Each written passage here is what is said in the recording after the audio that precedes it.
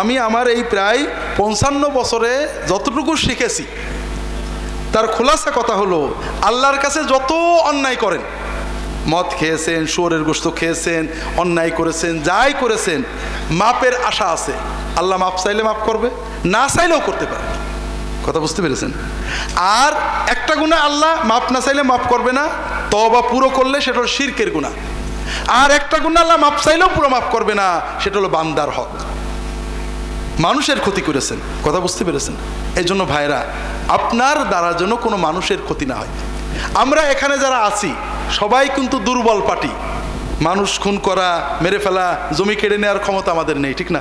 কিন্তু আমরা কিছু অন্যায় করি খুব ভয়ঙ্কর। তার ভিতরে একটা হলো গীবত করি। কি করি?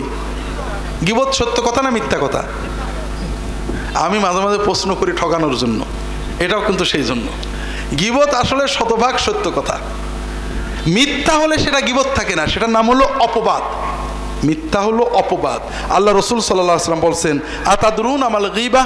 قالوا الله ورسوله أعلم قال ذكرك أخاك بما يكره قالوا يا رسول الله رأيت إن كان في أخي ما أقول قال إن كان في أخيك ما تقول فقد اغتبته وإن لم يكن فيه ما تقول فقد بهته أو كما قال صلى الله عليه وسلم।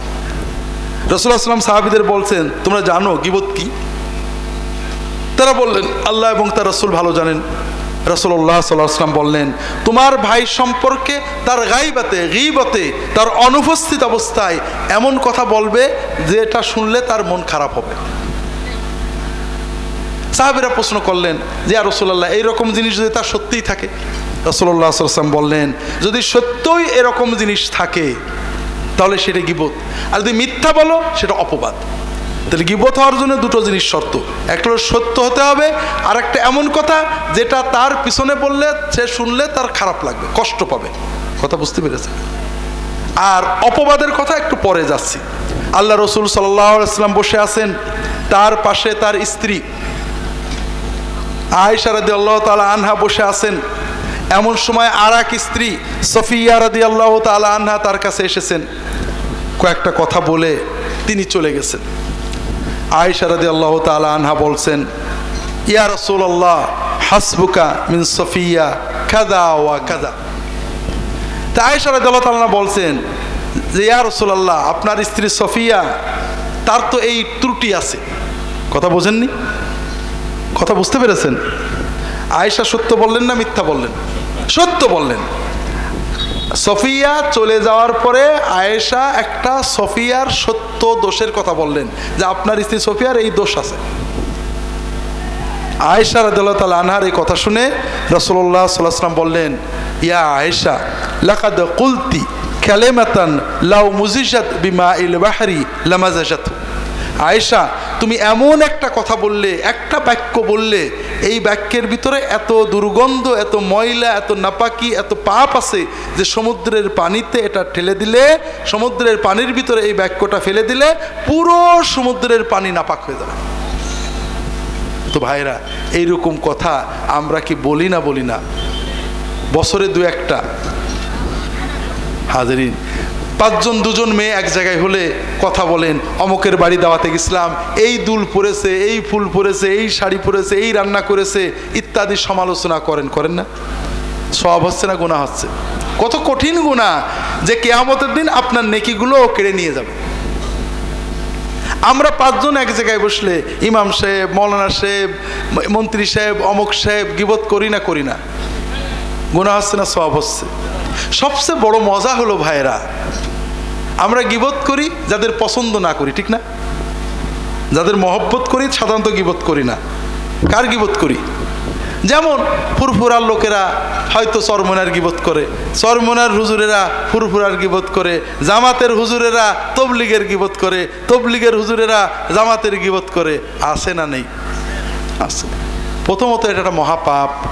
2 নম্বর কথা, ওই যার গীবত করলেন কিয়ামতের দিন আপনার জিকির, ওজিফা, জিহাদ, তাকওয়া, তওবা সব সওয়াব কেড়ে নিয়ে যাবে।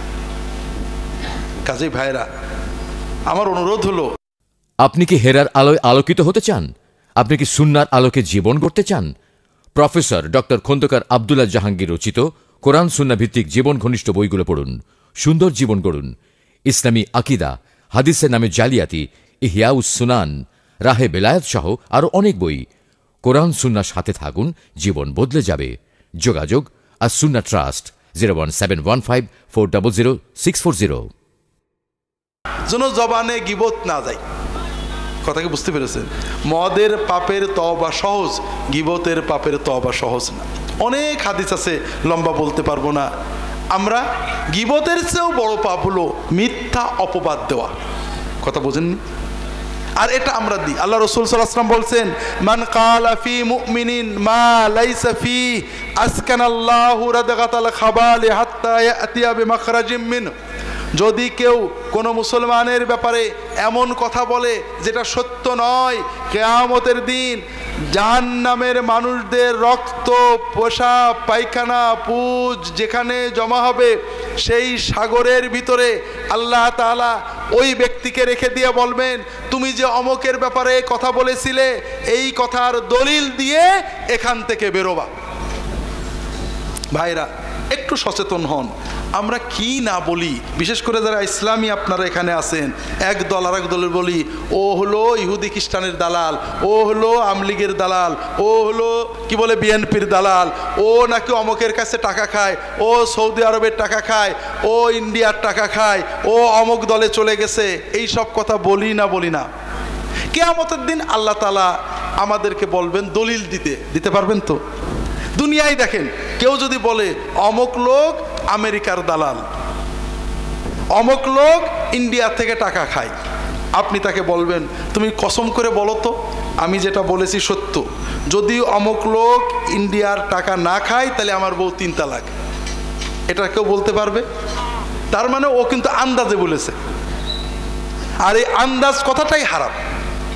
দলিল ছাড়া একজন মুসলমানের ব্যাপারে যে কথাটা আপনি বলবেন, কিয়ামতে আল্লাহ তাআলা আপনার কাছ থেকে এটা আদায় করে নেবেন।